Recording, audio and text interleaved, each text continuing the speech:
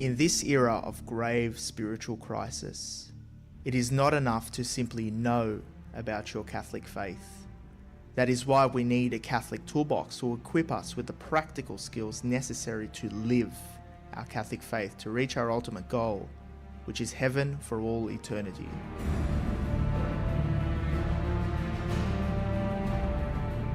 Do not merely listen to the word and so deceive yourselves. Do what it says.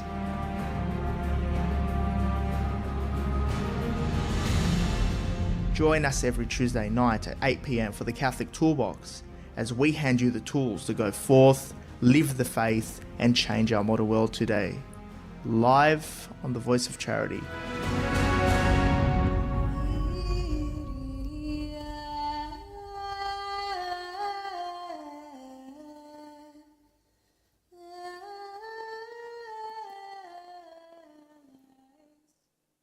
And welcome back to another week on the Catholic Toolbox, the art of practical Catholicism. I'm your host and founder, George Manassa, here as we equip you with practical tools to live your faith in our modern world of today. And this week, we are going into the desert, into the Lenten season. And for those who've already started on Monday, well into the Lenten season over these 2 days. But for the most of the Universal Church, we'll enter into the Lenten season tomorrow, Ash Wednesday, but today is Shrove Tuesday, or Fat Tuesday, or Pancake Tuesday, or often known as Mardi Gras. The Mardi Gras. So happy Shrove Tuesday, or Fat Tuesday, or Drunken Tuesday. Father John Flader, welcome back to the show. Many thanks, George. Good to have you. It's always great to have you. Yes. No, Yes. How you been? I feel like I haven't seen you for a while. No, I'm very well, thank God. Yes. I'm very well. You're out and about. You're very busy. You do a lot of things. I'm very busy. You're writing books. You're hearing confessions. You're giving talks. There's another book coming, by the way. Oh, there is? On life after death issues. Yeah, this one will be questions and answers. Mm-hmm. Questions and answers that I've written over the last 20 years with the Catholic Weekly. Yeah. By the way, this coming Sunday, they will publish my 1,000th column. 1,000th Yeah. column. So Wow. that's a bit of a milestone. That is a milestone. And so I thought we can maybe get another book out of how many questions and answers are there on life after death issues. And I figured I counted them, there were about 50, and I'm writing some more, so I have a few more. And then the book might be titled, Do Pets Go to Heaven? And Other Questions and Answers on Life After Death. So that's the present project, apart from all the other work I'm doing. Okay, but there wasn't another book regarding life and death, was there? Well, there's three. There were three before, and now this is the fourth. Yes, excellent. And question time. For those who don't know, Father John Flader is the columnist in the Catholic Weekly newspaper for the Question Time column, where you answer questions every single week, and you do it, 52 weeks a year, is it? Or 50? Every week there's a column. There's a column. Mm-hmm. Somebody sends a question. You can email your question to Father John, and he'll answer your question. Depending on whether I've already answered it, which is the case with many questions. I can send the already printed answer back to the person who asks, if they ask by email. But questions come from other sources as well, like conversations with people, classes I'm giving and people ask questions, a book I'm reading and here's a great question and answer which comes from the book. So many sources. Excellent. Or maybe emails. I've emailed you many questions. Yeah, lots of emails. I don't know if any of them have made it into the newspaper, but maybe my questions aren't good enough. It depends on whether they've already been answered and whether they're too tedious to answer. No. About canon law or... No, I'm too much canon law questions. I'm into canon law, so we can answer those too. Or I'll just send you a text message. That'll be an express... Yeah. People send me express text answer. Yes, so. yeah. But what's our topic today? We're going into Lent, and we have less than 24 hours before we start Lent tomorrow. Except for you Maronites, Ash Monday. Ash Monday. And I was talking with one of the Maronite priests yesterday, and I asked him, do you know why you start on Monday and the rest of the church starts on Wednesday? And this priest didn't know.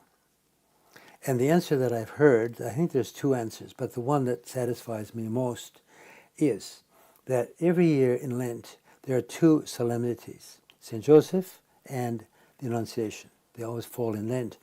And so, since those are not days of penance, nor are the Sundays, you start on Monday and then you still have 40 days. In the Latin Church, starting on Ash Wednesday, there are exactly 40 days from Ash Wednesday to Holy Saturday, leaving out the Sundays. But if we don't want to do penance on the two big feast days, and in Australia we get St. Patrick as well, so there's three. Exactly. So it's a solemnity. you Maronites are doing it better than the rest of us. You have 40 days, and we have 38 or really 37. So, congratulations. Well, I'm starting tomorrow. Okay. Always have. No, Lent. And so, where do we start our Lenten journey, Father? What could we focus on this year? I mean, every year it seems to come around at the beginning of the year. Lent comes past. We have some aspirations to fast or some other form of penance. But how should we approach 2025 Lenten season in the context of today? Maybe the struggles of the Holy Father with his health at the moment, or any other event or circumstance in today's context. What should be the agenda for 2025 Lent? Well, the agenda is always the same. It's prayer, fasting, and almsgiving. The gospel of the Sermon on the Mount that we read on Ash Wednesday every year. Prayer, and when you pray, don't stand on the street corners, and when you fast, don't make it obvious that you're fasting, and when you give alms, don't let your right hand know what your left hand is doing. So those are the three, always something in those areas. But this year, being the Jubilee year, I've recorded a meditation just today that hopefully can go onto my blog on tomorrow. And if anybody wants to find my blog, by the way, just put my surname, Flader, blog, or Flader Meditations into Google. It comes up straight away.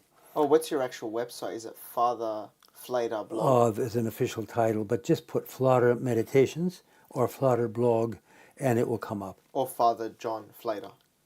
Well, that will give you lots of other things, like books and articles. Books and articles, okay. Yeah. Flader blog. Yeah.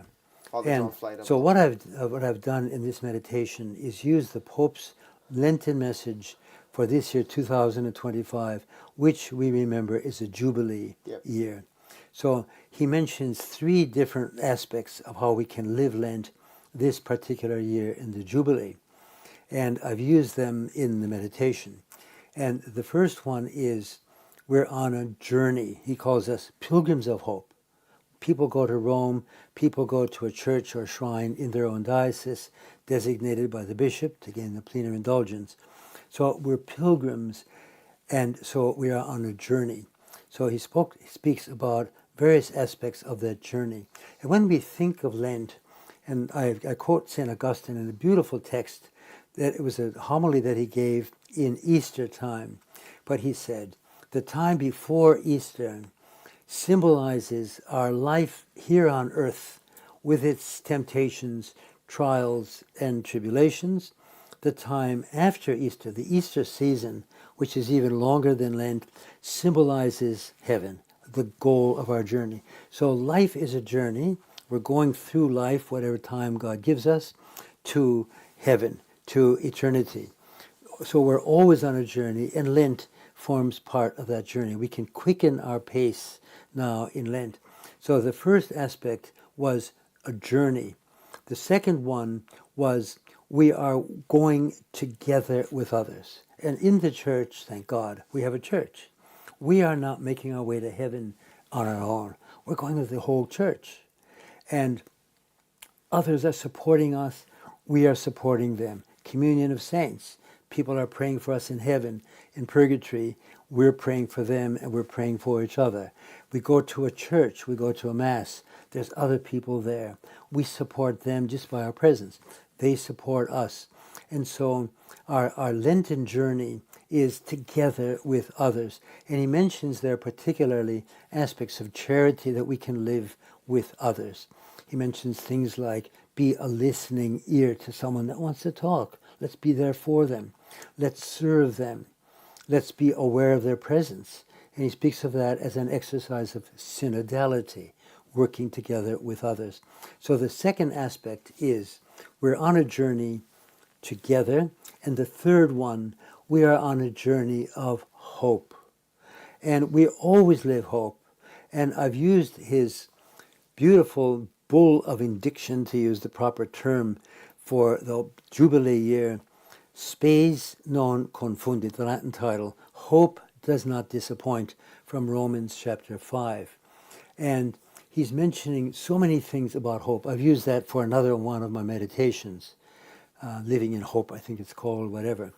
And so we're always living in hope. But in today's world, when things are going so badly in some quarters, the laws being passed, the dropout from the practice of the faith of many of our fellow Catholics, the attitudes of people that aren't Christian, and the laws that are being passed. So with all of this, people get anxious. Apart from the environment around us, which can be a source of anxiety, we look at our own families. And there's this one who is very sick, and then we need hope to pray for them. And someone else has just died, and we pray that they will go at least to purgatory and then to heaven, or maybe straight to heaven. And another one is my 22-year-old son. They say, stop practicing. He's not even having the children baptized. And they give up hope that he'll ever change, especially when he's 41 and he's still in that condition. So hope, we always need it. And especially now, the Jubilee theme is hope. When I first read that, I was delighted, because as a priest, I see a lot of people in various ways, in spiritual direction, in confession, in just dealing with people in masses and whatnot. And everybody has issues. Everybody has things that they're praying for, sometimes wondering, is this ever going to happen? And so hope is such an important, well, it's the second of the theological virtues, faith, hope, and charity. So the Pope mentions hope in the context of the Jubilee year of hope, that we are pilgrims journeying together in hope.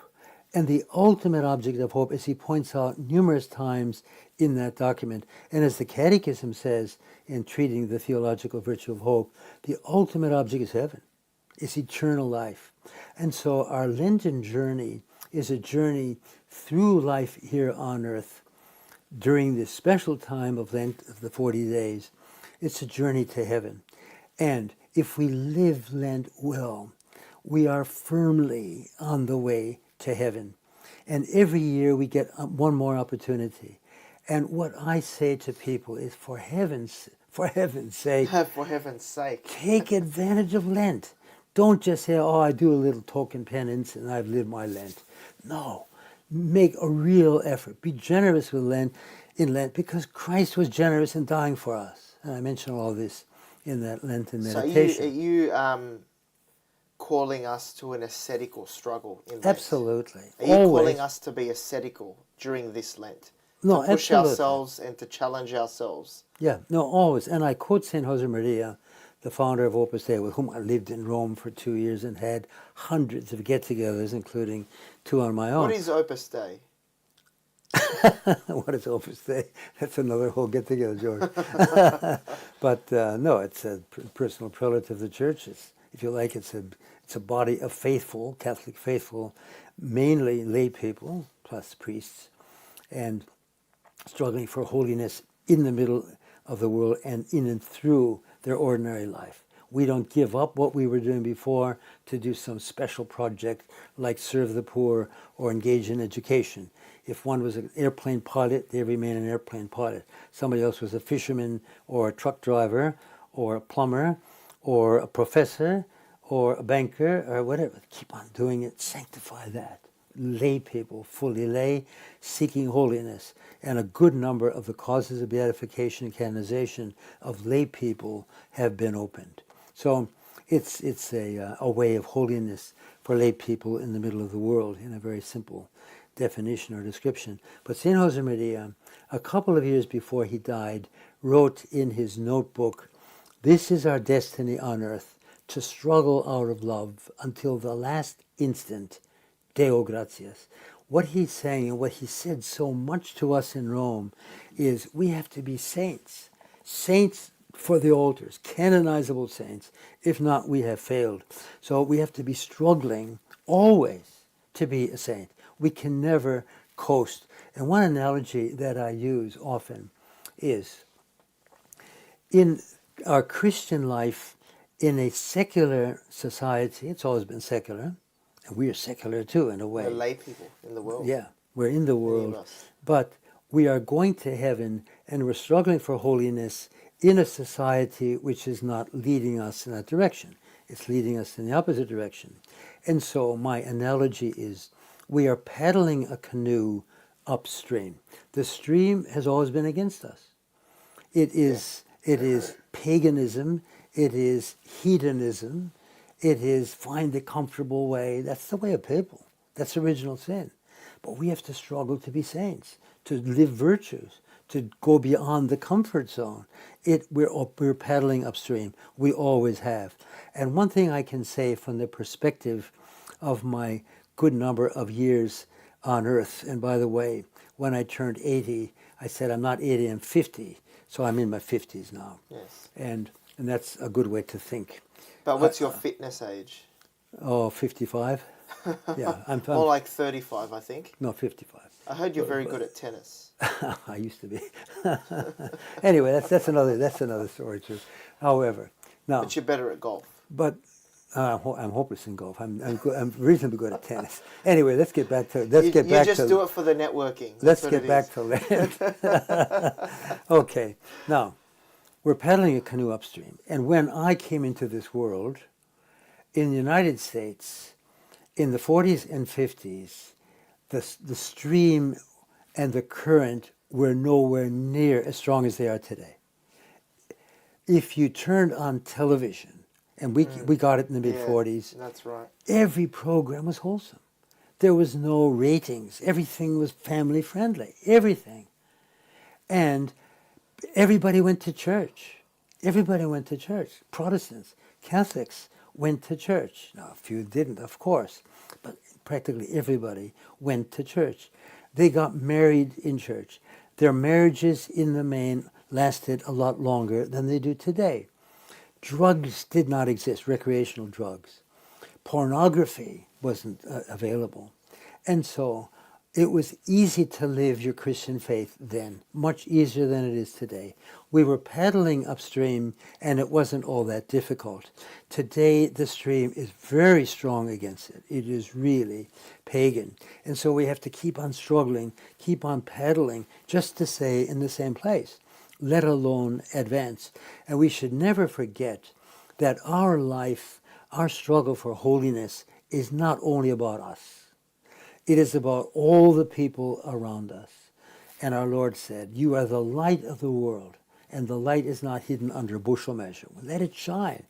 We have to be saints. We have to have a bright light of our holiness, of our love for God, and our virtues shining for many people. We help them to go along with us. So we're not alone in this. This togetherness on the journey is so important. That sense of others around us that we can help.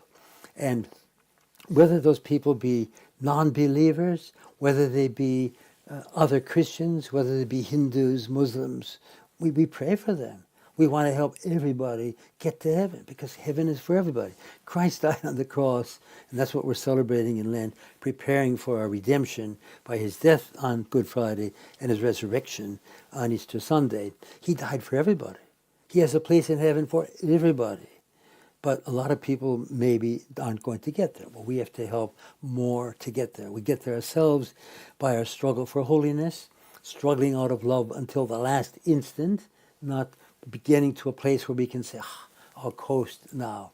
Another of my ideas, that's right. If I'm talking too long, I talk too much, George. No. But if I'm talking too much, you're a lot smarter than me. So I'm not smart. just stop me, and we'll talk about something else. But I know I forgot what I was going to say anyway. I don't need to talk as much. I'm sure my wife's listening here. I think I need to reduce the amount of talking. Let other people talk.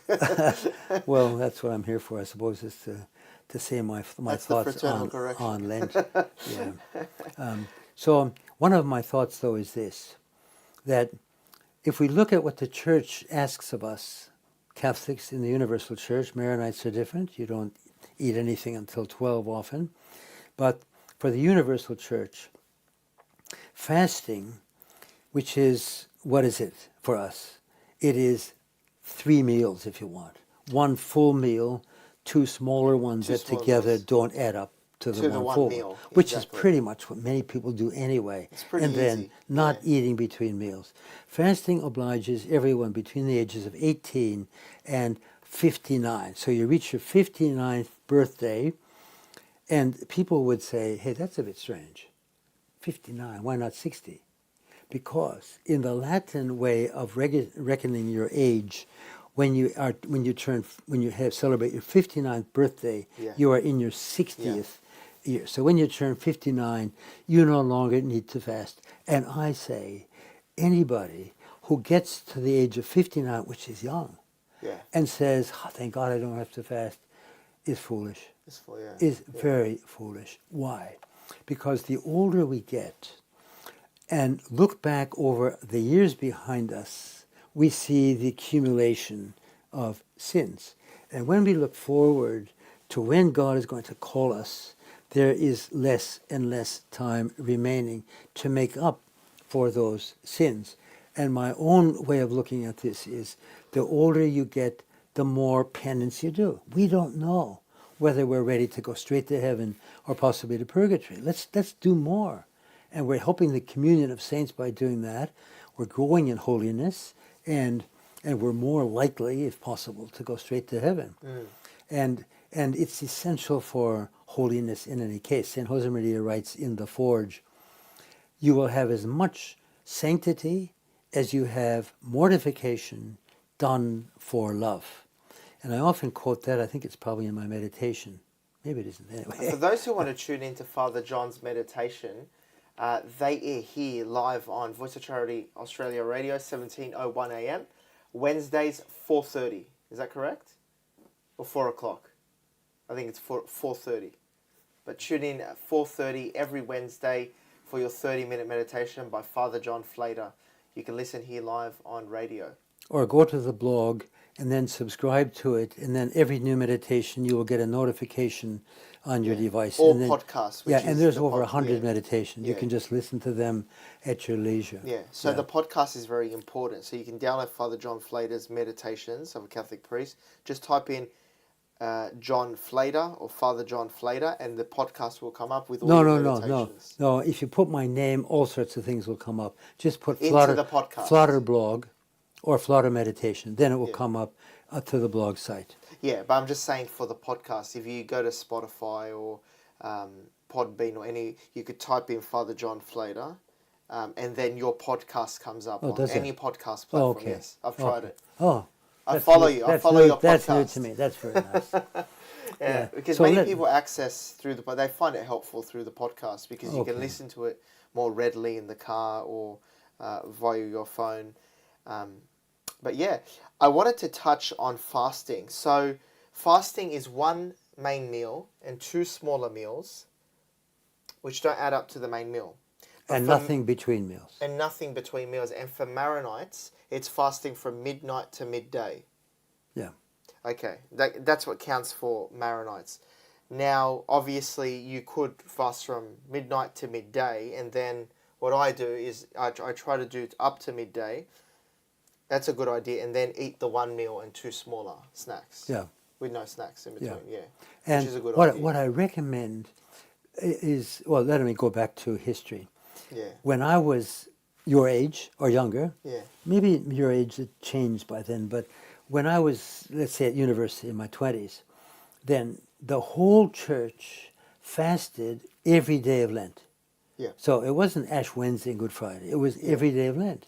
So when you went through the serving line at university, you were hungry in the evening because you just had 2 smaller meals, you hadn't eaten between meals, and you were growing and getting in lots of exercise and sport.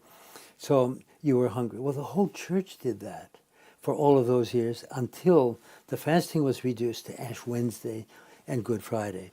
And abstinence used to be every Friday of the year, of course, abstinence from meat. Have Then- we become soft as a church? Yes. I just said that categorically. I've got a quote from John Paul II. But don't we want to be pastoral, Father? We always hear the word pastoral. Yeah. And be synodal or pastoral, all those key words. Yes. Shouldn't we soften up to get with the times, as the church has done? We want to get to heaven, and we want to help lots of other people get to heaven. And let me quote Rodney Stark, an American sociologist of religion. One of his great books that I read was The Rise of Christianity. And he looks at why Christianity survived thrived in those early centuries in spite of persecutions. Well, at some other point, Rodney Stark said, the religions and institutions within religions which are the fastest growing are those that make the most demands on their subjects. And one of the things he mentions, I think it's in The Rise of Christianity, is the rate of growth of Christianity in those early centuries was about, he said, 10% a year. We can only estimate it. Okay. But 10% a year, a year, equivalent to the fastest growing religious body today, which is the Mormons. Is it the Mormons? The Mormons. And the Mormons make great demands on their people.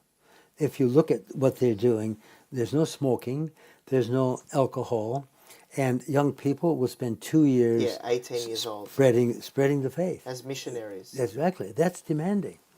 And I've tried to do evangelize a lot of those missionaries, they're interesting. It's very interesting what they do. They're from Utah in the United States. A lot of them are from Utah or from the Pacific Islands, and then they come to Australia. They spend 2 years, and they live in some shed house with the women and the men separate, and then they go around speaking to people, knocking on doors. I mean, it's interesting. It's 2 years off. It's admirable. It is absolutely admirable. It's very admirable. They're very committed. Yeah. One experience I had in the Philippines, a group of people there asked me to go to promote my Journey into Truth DVDs at that time, now they're online, and book Journey into Truth, Instructions in the Catholic Faith, because they found it very useful. And in the Philippines, the people are very pious. There's a lot of religiosity there, but there's very little understanding of the faith. And then people get drawn away to the Protestants, the evangelicals, cults, and the Mormons as well. So I went there, they paid my way, and I gave a number of talks in Manila. And then they flew me down to Cebu.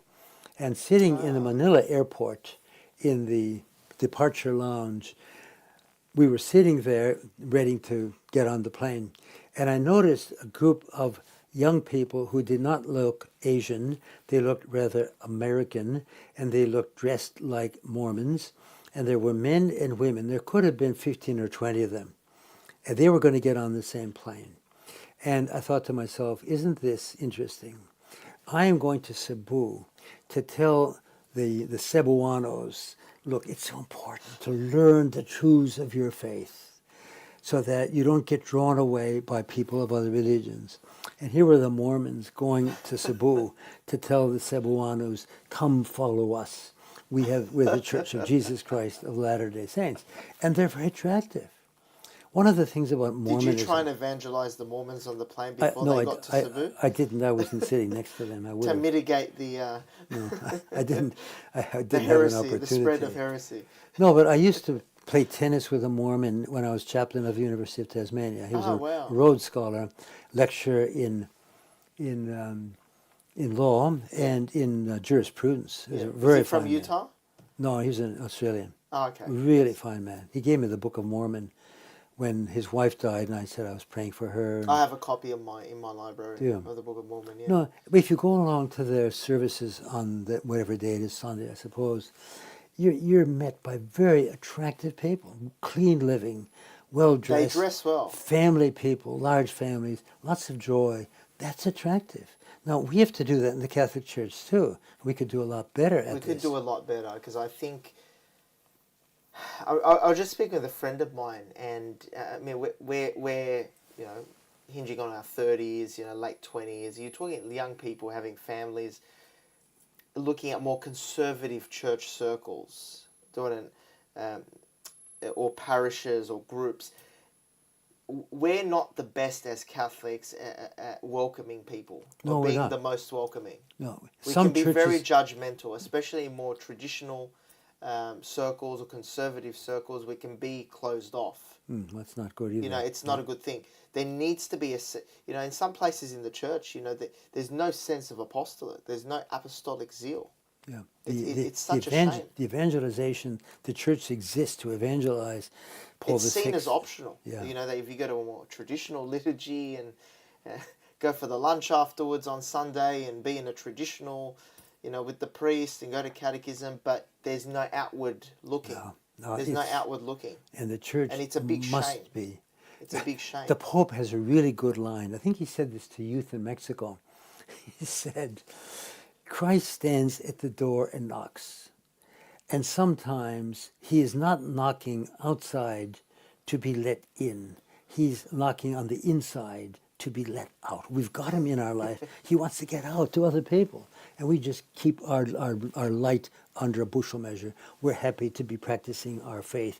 And there's so many people that need our light, that want it. Good people. There's so many good people that are becoming converts. I mean, we had... Yes. In the parish Yes. of Chatswood in Sydney, last year, throughout the whole year or most of it, they ran my program Journey into Truth for adults. Which is fantastic. For those listening here, you can go to parousiamedia.com or anywhere where it's published. It's Journey into Truth. Yeah. By Father John Flader. Yeah. It's a great introduction to Catholic faith, especially for somebody who's a catechumen or somebody wanting to learn their faith. Catechist. Yeah, or parents. catechists. Yeah, it's a great resource. Yeah. Which was actually aired on EWTN. Yes, they used the section on the creed. It's based on the Catechism of the Catholic Church. It's really a commentary, a simplification of the Catechism in 24 half-hour lessons on the DVDs. I remember watching it, Yeah, at Penny but Hills, just in that program, they had between 40 and 50 people every night, sometimes more, for the 24 nights. And then they had a closing dinner, which I attended, and they all rejoiced for having finished the program. But the parish priest, Father David Ransom, was a really good priest in that large parish, told me that last year, that is to say, 2024, he received into the church in the Easter Vigil 49 people. Wow. 49 in one parish. One parish. And this year, he says, they have more than 50. So And I believe the Archdiocese of Sydney, I think it was in the Catholic Weekly, that there were over 300 catechumens this year. Yes. Diocesan-wide. For 2025 or last year? I don't recall whether it was last year. Yeah. I'll have to look it back up, but I saw that there were 300 catechumens. Yeah, and what we're saying is I don't know whether it's this year or last year. Last year, the numbers of people received into the church, or of course baptized, were significantly higher than in previous years. It was a big jump. And we're seeing that now. It's a lot of young people. So the work of evangelization is reaching out, showing by your kindness, by your virtue, by your knowledge of the faith, the beauty of what we have. People are drawn to that. You know what's great, Father, is that in the past few years, we've had big names become Catholic. Oh, absolutely. Former actor Shia LaBeouf. Yeah. You've had Jordan Peterson's wife. Yeah. You've had Candace Owens. You've had big names, whether you like them or not. Big names become Catholic, and Shia LaBeouf was an interesting one because he told his story to Bishop Robert Barron, and he explained that by playing Padre Pio, he immersed himself in the life of Padre Pio, and he spoke about the Mass, and he spoke about the traditional Latin Mass particularly.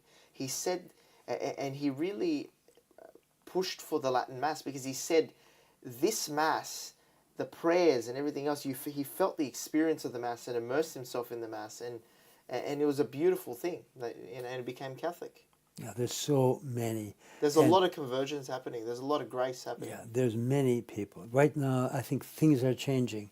I see a swing back to the faith, and what we're seeing still is the erosion of practicing Catholics dropping away. The numbers in this country were down to 8.2% in the last survey, which I think was COVID affected. I think it was 10 before. But no, we have to do all we can to spread our faith and let our light shine and be the saints that God wants us to be. And Lent is a time when we can quicken our pace. And one of the things that I like about Lent, and I put this in the meditation, is the word Lent. I'm a person, I love words. What's the origin of that? So if you look at the name for Lent in all the Romance languages based on Latin, it is based on the number 40. So quadragesima is what it's called in Latin. That means 40th. And then in Spanish it's quaresma. I think in French it's quarem. In Italian, I forgot it. Okay, that's all right. Well, I think last Sunday in the traditional rite we celebrated Quinquagesima, I think. Well, that's another approach to it in the old calendar. And the ordinariate calendar as well. That follows the traditional. But we get Lent. Now, what does that mean? It's based on an old Anglo-Saxon word meaning springtime. Yeah. And because Lent falls in the spring in the Northern Hemisphere. But I say, if we live Lent well, if we really make that extra effort, then it's a springtime in our spiritual life. What is a springtime? It's new growth, it's buds, it's blossoms, it's leaves, it's flowers. We have that in our spiritual life if we live it well. And one of the things I think we should comment on is, and this is my way of recommending how to live Lent, prayer, fasting, almsgiving. Okay. A 3-course meal. When you go to the restaurant, it's a 3-course meal.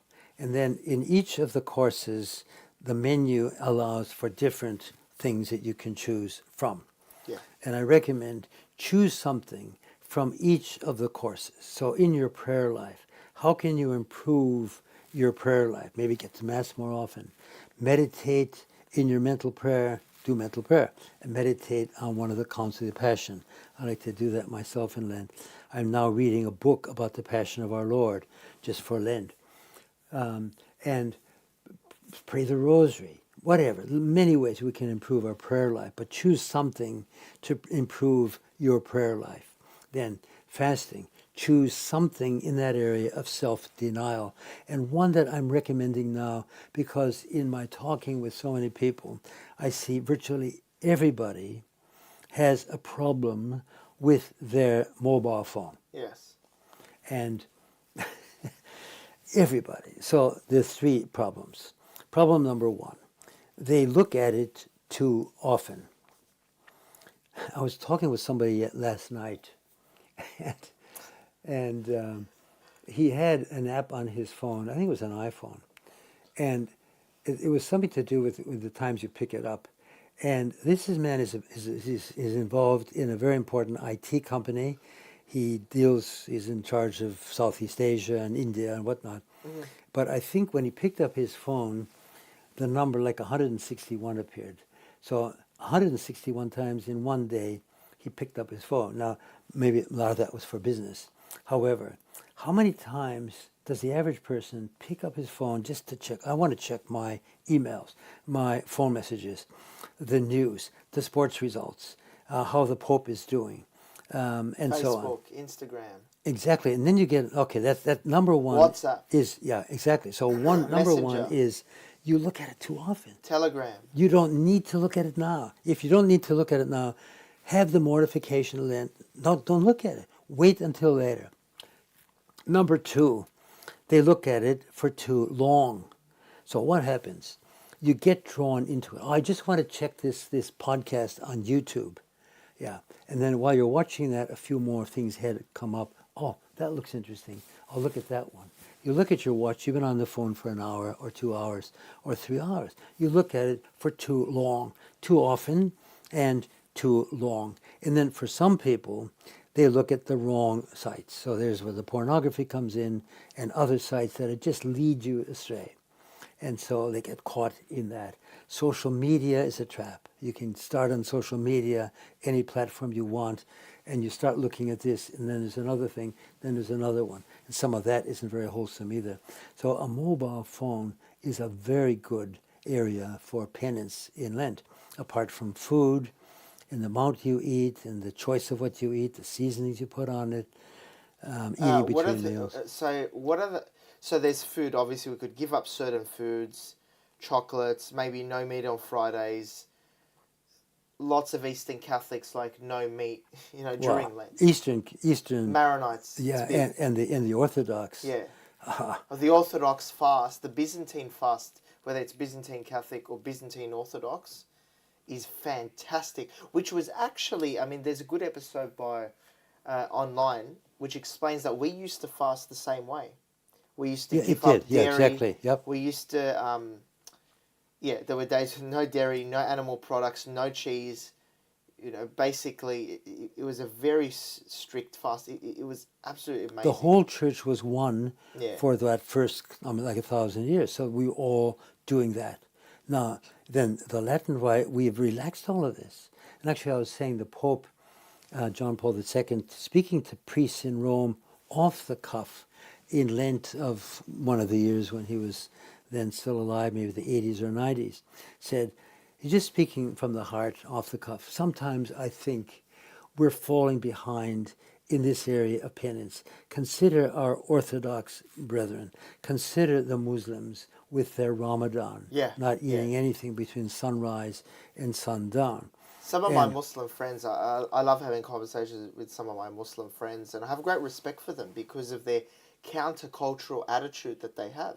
They're countercultural. They Absolutely. They're courageous. They wear their prayer gown, their abaya into work.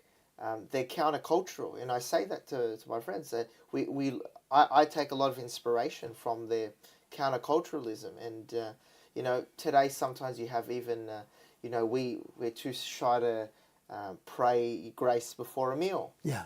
Sometimes you have I've seen clergy who don't wear their collars in public because they're ashamed. Or we don't wear a cross in public, or sometimes we can be ashamed. We can learn counterculturalism from our Muslim brothers and from other Christians. And I think, for example, in Australia, take rugby league, and Nathan Cleary is one of the best. Walks onto the field, makes the sign of the cross. And what you see is those islanders who are Christians, maybe Methodists, whatever they are, getting down on their knees and praying in a big circle. And sometimes with players from the opposite side as well after the game. And they're praying. And they're praying in public. They're not afraid to do that. Well, let's not be afraid to manifest our faith.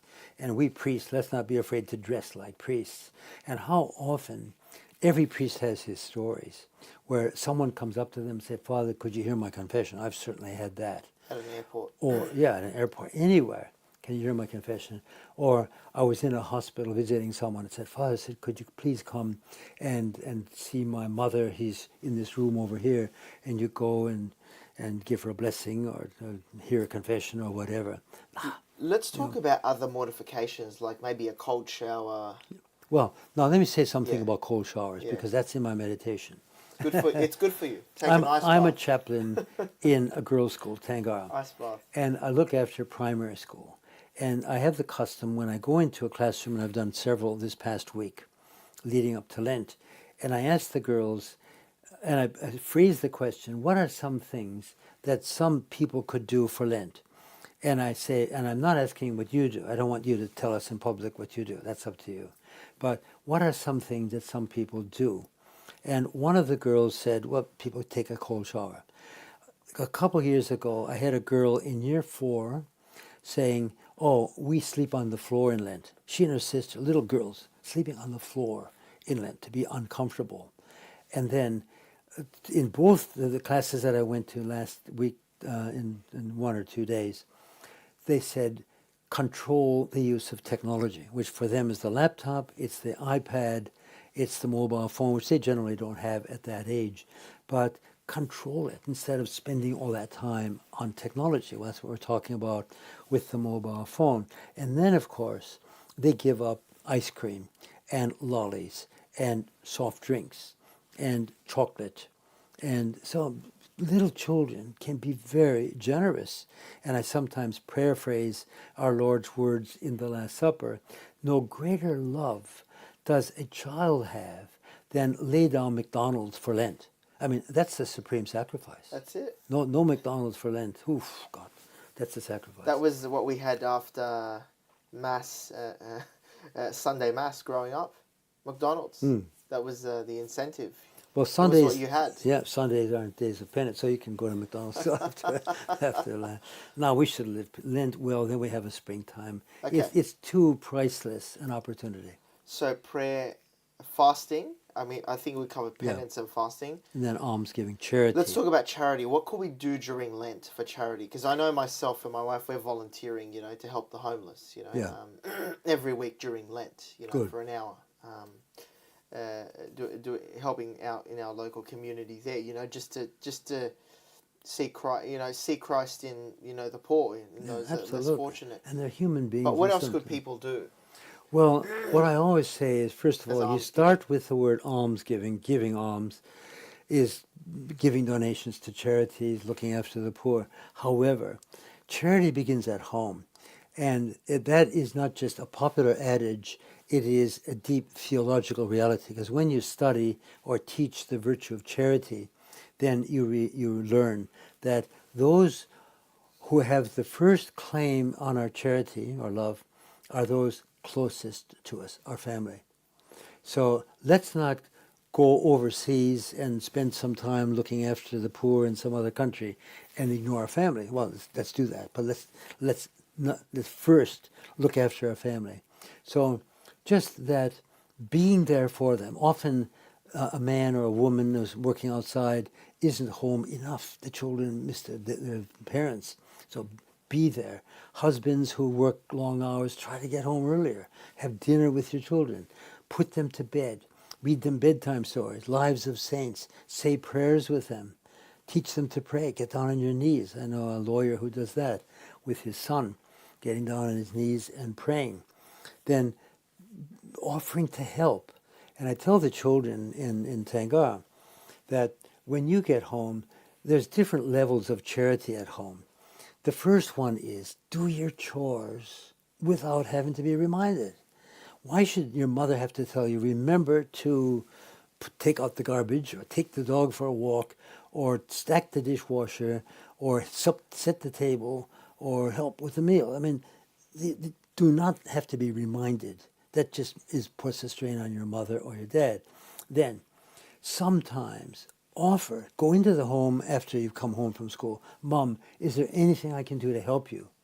And maybe there isn't, but Mom would be so grateful if you said that. Is there anything I can do to help? Oh dear, could you please look after the baby? Could you please help me prepare the meal or whatever? Offer to help. Be generous. Christ is generous. He died for us on the cross. Having loved his own who were in the world, he loves us to the end, St. John writes. Well, let's be generous in charity with others.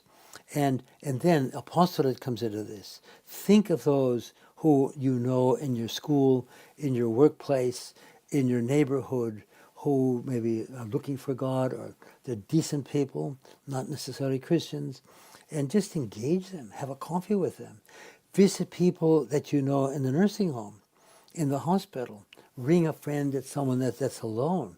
Look after others. So then it starts in the family, it extends out beyond that, and what you're doing is admirable. So we look after each other first, and then we look after all those around us, and we spread the love of God in the world, and the world needs a lot of love. Okay, so that's almsgiving. Let's talk about prayer. Yeah, What we can did a we little do? bit. Yeah. What can we do as a routine of prayer, or what? Well, we mentioned a few plan. things, but I think the first thing is a plan. You mentioned that. And if we let prayer come when we feel like it, we will do precious Leave it up little. to chance. No, we've got to have a plan. And in my book, which book is this? Yes, it's the third book on life after death, titled From Time to Eternity. Yes. And it's a book about how to live your daily life, keeping your eye on the goal of heaven, because we get busy. And in that, the final chapter is called Sporting Spirit. And look at 10 or 11 different things that athletes do to win a crown that fades, as St. Paul writes to the Corinthians, 1 Corinthians chapter 9. And one of them is they have a plan of training. Well, they get up at a certain time in the morning, they go to the swimming pool, they go to the gym, they go wherever, and there's a rigorous training program every day. Well, let's have a rigorous training program in our spiritual life. Let's have regular times for prayer. We get up, we say the morning offering, for example. Then let's say we want to do some meditation, 15 minutes, let's say with the Gospel on the Passion. But when are you going to do it? Have a time for that. We say the Angelus at noon or some other time. And the rosary. So create a little bit of a routine. Maybe have a routine, absolutely. Morning, midday, afternoon, evening prayer. Yeah. Yep. Have regular times. And that would, and all this could possibly continue past Lent. We may be more ascetical during Lent, but there needs to be some elements that we keep. Absolutely. That makes a permanent change, rather than being. We don't want to be overzealous during Lent and then we drop it afterwards. We have a nice big Lebanese barbecue. We forget about it. And we get, have and too many drinks and move on. Go back to our pagan ways. That's it. Absolutely not. And I think a lot of good people find that that's exactly what they do. And they keep something of what they were doing in Lent and last for the rest of their life. And each year they add a little bit more, either in quantity or quality, to what they were doing. And they're going up that inclined plane to heaven. Want. Yeah. That's what we want, that consistency. If it means you add one or two things that you know are going to make an impact for you in Lent, and you keep doing them afterwards, because we want to grow in the we want long-term growth. Good, stable, long-term growth. We want a certain percentage of growth each year in our spiritual life. Yeah. So we need to have it consistent. We can't have a spike and then a crash. Yeah. You don't want to spike during Lent and then we crash and go back down and then we're lower and then we spike every year. We want a nice, good curve, stable. Yeah. So the way I look at it. Yeah, the way I look at it though is it's an inclined plane overall. But on Ash Wednesday, there is a spike. On Ash Wednesday, you start doing things that you weren't doing before. Yeah, so you go straight up. Hopefully you keep that level till the end of Lent. But when you come down at the end of Lent, you keep something of what you were living. So your base level after Lent is a bit higher than it was on Ash Wednesday. Okay, good. And that's your base level for the next year, going up. And then there's another spike, and then you go back down a little bit higher than you were before. So gradually, you're getting better over time. Perfect. That's a good, really good way. That's going to stick with me, I think. Good. Thank you so much, Father, for being here tonight on the show. And I hope you have a blessed Lent. And to all our listeners who are entering Lent tomorrow, Ash Wednesday, whether you're listening here in Australia or all around the world, have a blessed Lent. And may we be spiritually regenerated during this time. And thank you very much, Father, for being with me here tonight on the show. Pleasure, George. Good to be with you again. Thank you so much. And don't forget to subscribe to our weekly podcast alert. Go to thecatholictoolboxshow.com. That is thecatholictoolboxshow.com. And don't forget to subscribe wherever you get your podcasts to the show. So thank you for tuning into the show. I'm your host and founder, George Manassa, here on the Catholic Toolbox. Don't forget to tune in next week, and God bless you. God bless. Take care and take action.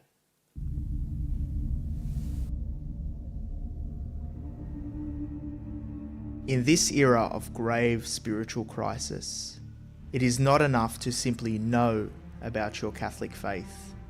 That is why we need a Catholic toolbox to equip us with the practical skills necessary to live our Catholic faith to reach our ultimate goal, which is heaven for all eternity.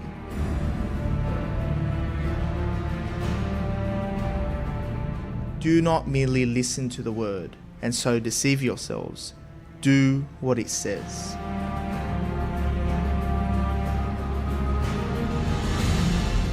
Join us every Tuesday night at 8 p.m. for the Catholic Toolbox as we hand you the tools to go forth, live the faith, and change our modern world today. Live on the Voice of Charity.